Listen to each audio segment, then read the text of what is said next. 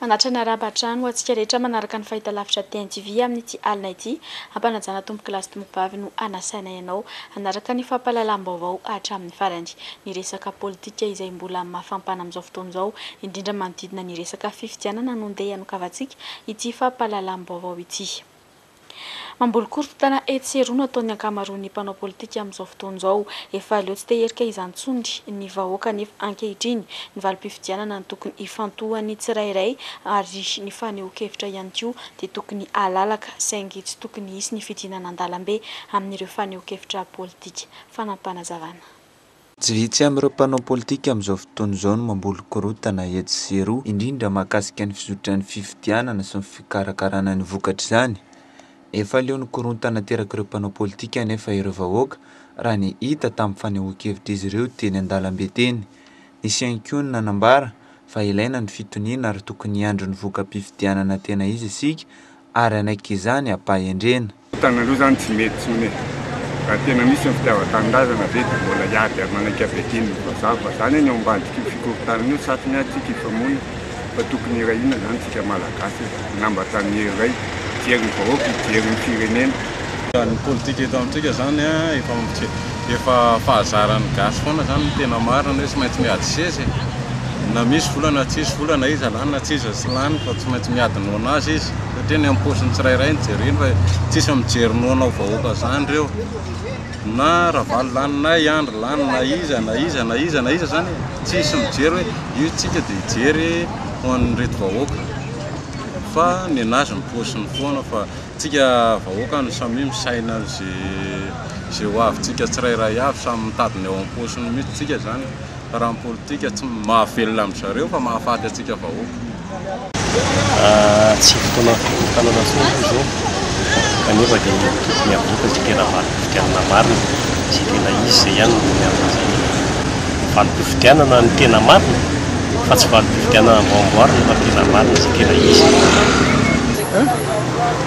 Raha misy zao fifidianana misy eto Madagasikara raha olona samy mahatsapa amin'izany daholo ny olona tsirairay avy dia tokony resy lahatra fa izay valim-pifidianana misy eo dia ekeny ny tsirairay avy satria tsy mora manao zavatra amin'izao andro maholo izao.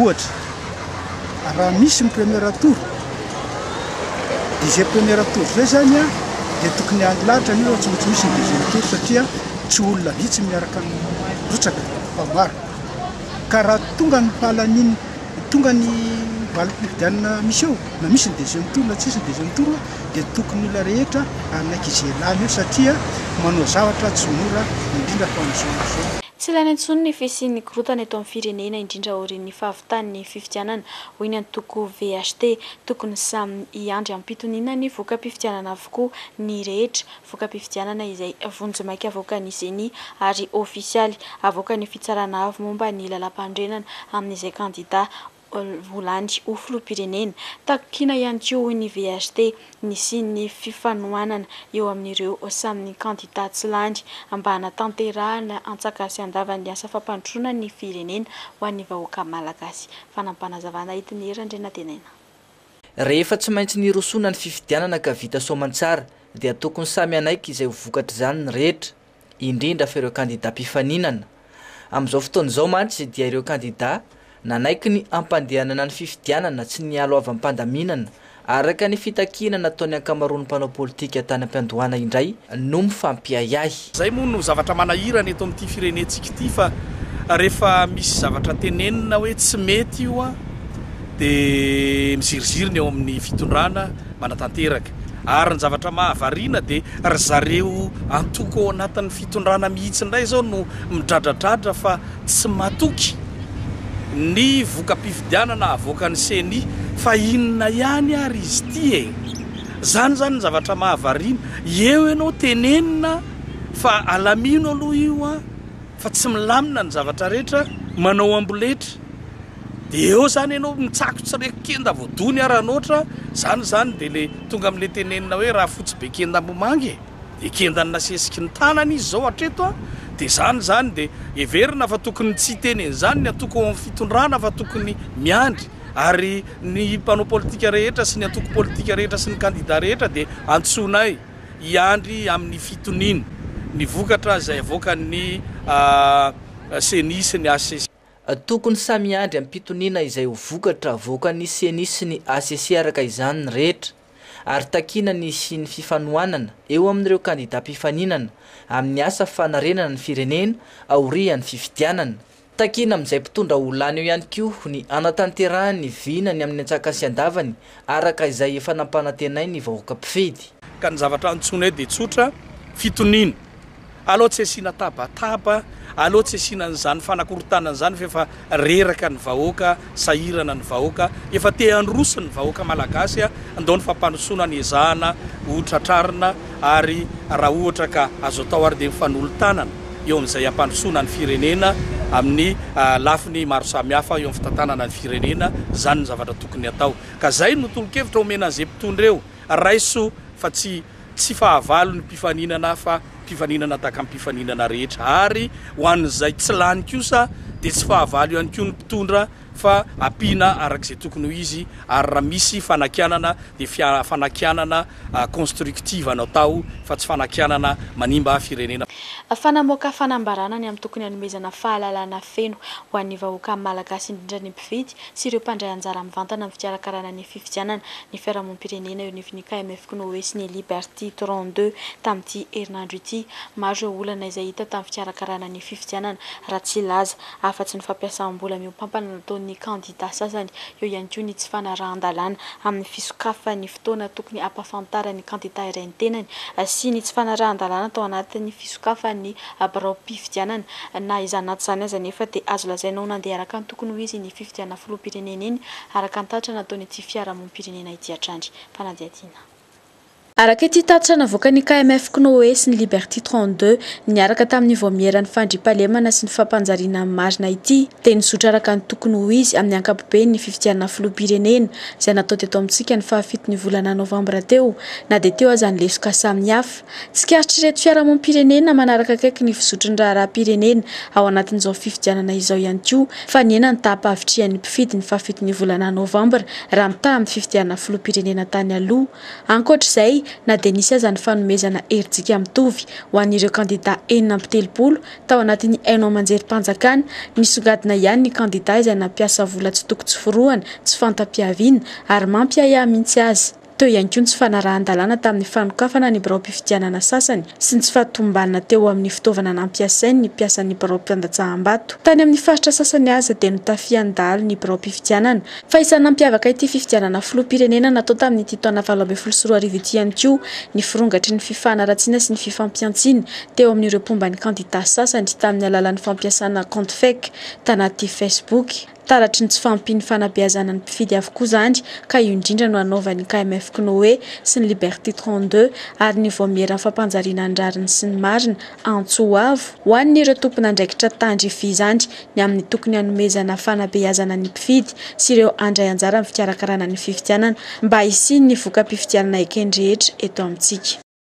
Fa olona iray no maty ary mpiasa manodidina ny 20 eo no mety totsy anasa vokatry ny fahamaizan'ny orinasa OCM na ny Original Confection Mata omaly alina tetsy Akadimbahoaka. Tsy fantatra mazava moa tena anton'izany fahamaizana izany saingy efa misokatra kosa ny fanadihadiana mahakasika io. Fanampanazavana. Orinasa iray indray no maikilany afo omaly alina tokony tamin'ny 7 ora alina. Tsy nisy ninonina azo noraisina intsony araka izany ny entana rehetra tao anatin'ity orinasa ity. Orinasa mpamokatra lamba rahateo moa izy ity ka mora niparitaka ny afo ary nanano sarotra ny fifehezana izany. Tompon'andraikitra vahiny iray koa no maty nandritra ity tranga ity raha ny fanazavana. Araka ny zavatra ny tranga moa tamin'ny alina dia nisy ny trangomay teny amin'ny zone Filatex. Orinasa anankiray ndray mpanamboatra lamba dia misy anankiray ao akaikiny eo mpamokatra an'ilay machine ho an'ilay Jean France. Izy io tamin'ny 9 teo zany nahazo antso dia tamin'ny 27 zany tonga tany. Raha ny fahafantarany azy zany efa talohany ohatry ny firetana fa ilay olona fotsiny mbola misalasala hoe mizavatra mirehitra kely tsy mirehitra kely mirehitra kely tsy mirehitra dia taorian'izay zany nahazo antso dia tonga teny toerana zay. Fa tao anatin'ny fotoana moa misy zavatra mitranga miaraka tsika amin'ny paralelo ozy ny teny vahiny tena nala mahitsy nisy trano fianarana ny rehetra dia zay moa niezaka nanao ilay tokony azonay atao nisy nakany amin'le Analamahitsy ny avy any Andravoahangy dia nisy nakany amin'ny zone Filatex. Raha araka ny vaovao ray hatreto zany dia misy olona anankiray zany tokony andraikitra voalohany amin'ny resaka fitantanan'io orinasa io tsy hoe DG fa amin'ny resaka sécurité sy ny anona sepitra dia maty teny amin'ny ACR karaha izy io araka ny vaovao eny aloha mbola anatin'ny fanadidina zany zay amin'izao fotoana izao. Raha ny zavatra nitranga ny fahafantarana azy aloha hatreto dia ny cause de incendie zany dia misy ny ataontsika hoe fanamainana lamba. Dia fanamainana lamba io fa ny raha mampiasa zany dia fanamainana lamba io zany mandeha amin'ny kitay izy io dia misy conduite dia ny fitarina conduite iny manafana makany dia le plafond no nirehitra dia avy eo ninjera tao anatin'le trano dia le olona tao anatin'le sécurité zany le tompony andraikitra mikarakara ny resaka alina nanao ny famonjena izy. Zavatra olana eto amintsika moa zany efa fampianarana foana tsy mampanina ny mpamonjy vonana tonga dia manao surveillance fa tsy hoe efa grave be vao miantso anay dia tonga teny zany le mpamonjy vona dia zay ny zavatra nitranga nanao ny zavatra natao izy extincteur tsy mahavita ny famonoana an'le zavatra nitranga tao. Etsan-danin'izay kosa mpiasa manodidina ny 20 eo no mety ho very asa manoloana ity tranga firehetan'ny orinasa OCM ity. Raha ny fantatra mantsy dia nasaina nody izy ireo androany ary mbola hodiniana ny mahakasika azy ireo. Arak'izany dia tsy fantatra mazava ny hoavin'ireto mpiasa ireto. Dia nisy zavatra nitranga zany tao anatin'ny orinasa anay tamin'ny Malta tokony teo tamin'ny valo fa hamaizana trano. Dia rehefa may moa zany trano miasa efa miparika ny mpiasa dia ny maraina ny tonga ny mpiasa efa trano may no hita ary potika ny ety amin'ny faritry ny dahina zany ampahany amin'le orinasa. Dia rehefa nanantona ny tompona andraikitra izay ireo délégué de personnel délégué syndical dia tsy mbola nisy aloha ny tena fehi-kevitra navoakany fa nampodiana aloha ny mpiasa rehetrarehetra dia amin'ny rampiso miverina miasa ho an'le toerana sy voakasika fa ho an'le toerana voakasika dia miteny le tompona andraikitra ny orinasa hoe ho jerena ny momba an'izay. Dia ny zava-misy zany aminay zao aloha dia tsy miasa zay fa mbola mivorivory eto zay ireo délégué de personnel ireo mitady hevitra hoe inona ny atao inona ny ataontsika fa ny mpiasa aloha zao efa lasa mody daholo. Tokony isy ny fepetra raisy ny orinasa mahakasika ny tranga na ny firehetana tahaka iny tranga iny hoy ny teo anivon'ny mpamonjy vona. Ao anatin'izany dia tokony isy ny fampiofanana omena ireo mpiasa amin'ny tokony sy fepetra ho raisina mba tsy hisiny ny fahavoazana mihoapapana. Fanampanazavana. Reny orinasa isan-karazany tokony misy formation na fiofanana atao ety amin'ny mpamonjy vona. Raha misy zavatra amin'ny tranga ohatr'izao inona ny tokony ataonareo extincteur, ERIA, robinet d'incendie armé dia miantso ny mpamonjy vona. Fa kosa tsy haiko hoe voaraka zareo ve ataontsika hoe fenitra araka izay tokony izy zay fa ny tokony izy koa le orinasa tsirairay zany tokony mba manana isa apetraka aty aminay zay ataontsika hoe apetraka aty amin'ny mpamonjy vona zany dia afantaranay orinasa anankiray ohatr'izao dia misy olona miasa ohatr'izao anatiny misy ERIA ve misy extincteur ve misy ohatr'izao ve fa izahay zany vitsivitsy ihany ny orinasa manana an'izay aty aminay fa tokony hipetraka aty aminay izy na banky izy na école izy na iny zao ny olona miasa ato zao ny olona mivezivezy atao amin'ity toerana ity firy ny handicapy firy ny ihany fa itsika eto Madagasikara moa tsy dia manana an'izay fenitra tokony hipetraka araka tokony izay dia hatramin'izao zany tsy manana ataontsika hoe isa mari-potitra amin'ilay olona hoe évacuer sa tsy évacuer miasa alina firy ny miasa alina firy ny miasa atoandro. Vaovao ny fahasalamana kosa no entina aminao manomboka eto nanomboka ny volana oktobra teo dia nitombo betsaka ny olona tratra ny aretina kitrotro tsy ireo zazalatsaka ny taona irery tsony nefa nitratra izany fa eo ihany koa ireo tanora ao anatin'ny adolan-tseto efa betsaka moa nisy olona izay matin'izany aretina kitrotro izany maneran-tany saingy ny fanatonana toeram-pitsaboana ihany ary ny fisorohana izany dia ny fanaovana vaksiny no torohevitra omeny ny mpitsabo. Fanampanazavana. Ny tombo ny olona tratra ny aretina kitrotro nanomboka ny volana oktobra teo araka ny fanazavan'ny mpitsabo iray miasa eto Andrenivohitra. Tsy ny zazalatsaka ny 2 taona irery no tratra izany aretin'izany fa voany ihany koa ireo tanora ao anatin'ny adolan-tsento. Ny kitrotro dia aretina tena miparitaka be tokoa ny eto Antananarivo amin'izao fotoana resantsika izao.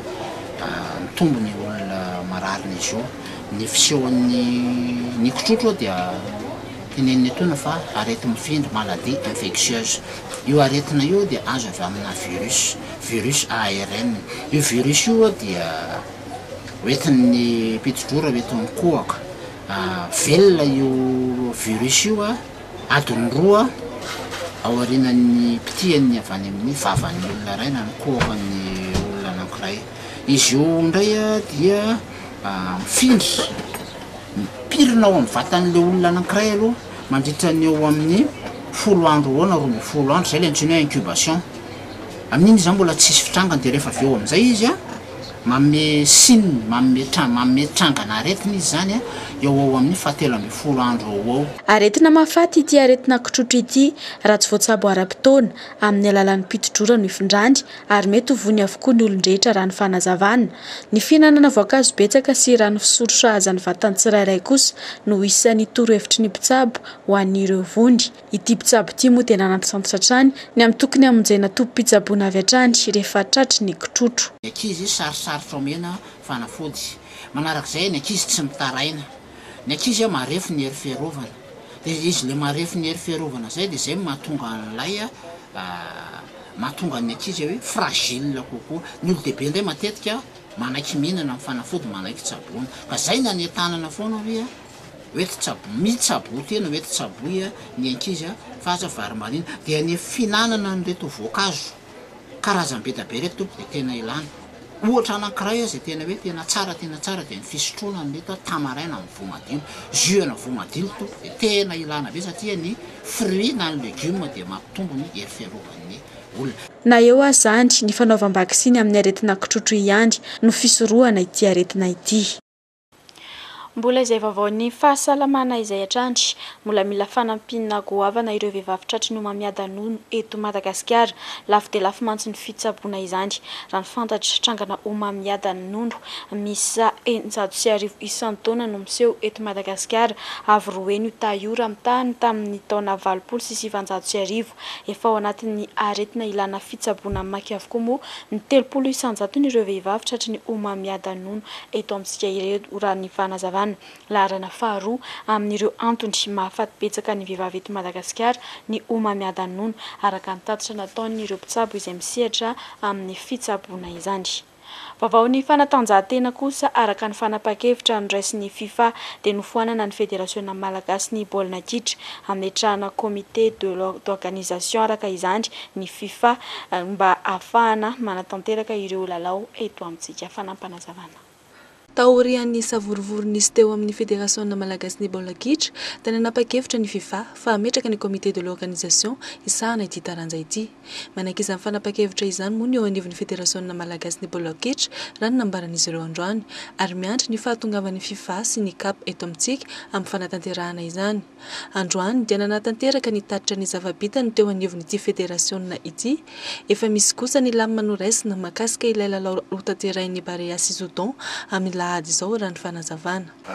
Nisy ny taratasy nalefan'ny FIFA fa dia mipetraka ny comité de l'organisation manaiky zany fédération ary miandry ny FIFA sy ny CAF mipetraka zany aty Madagasikara.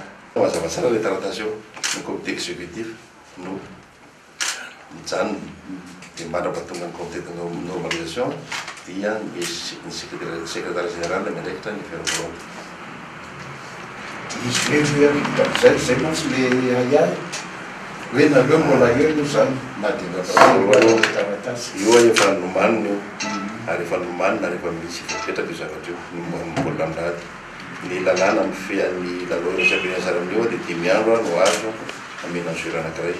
Ny ankoatran'izay tsy dia miankina aminay fa miankina amin'ny isy fanarany ihany fa ny zava-tsany ara fa misy ihany demande d'explication tonga dia aminay avy any amin'ny kluba sasany avany hoe maninona sasany efa tonga sasany mbola tsy tonga. Zay zany 10 andro anay 3 andro aloha dia 2 andro aoriana. Zay zany no anjaranay tonga lakamisy mandray an'ilay dia mandeha latsinainy ariva.